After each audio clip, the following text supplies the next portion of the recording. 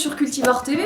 Ce tutoriel va aborder la question du positionnement du premier traitement contre la septoriose, qui devra, dans certaines circonstances, intervenir dès le stade de nœud, et dans d'autres conditions, pourra être décalé un petit peu plus tard.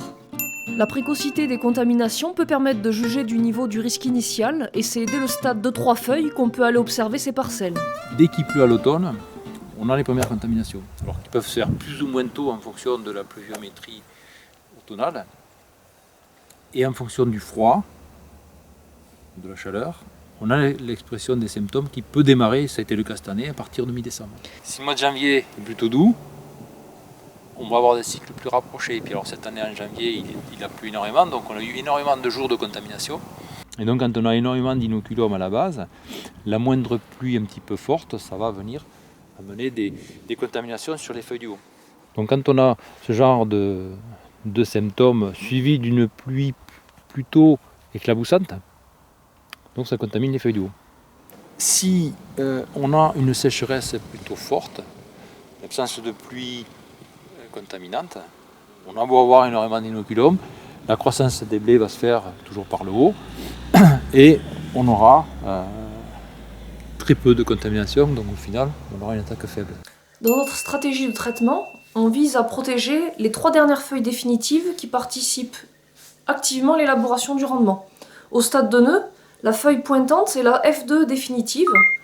Cette feuille étalée, cette première feuille étalée, est la F3 définitive. Et donc ici, on a la F4 définitive. Donc les seuils de déclenchement du traitement indiqués par Arvalis concernent cette feuille-là. Donc on s'intéresse à la feuille 2 étalée, qui correspond à la F4 définitive. Car si la météo est propice à des contaminations, des symptômes sur cette feuille peuvent monter et contaminer les 3 dernières feuilles définitives.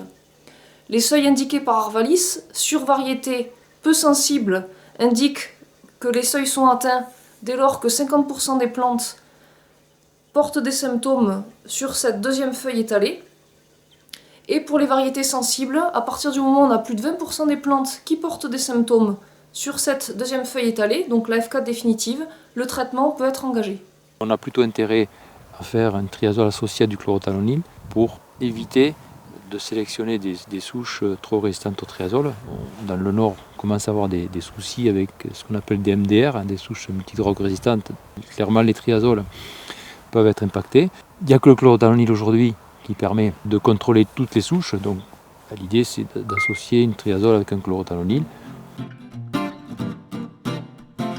Bien entendu, le bulletin de santé du végétal est l'outil idéal pour compléter vos observations et juger de la pertinence ou non d'un traitement.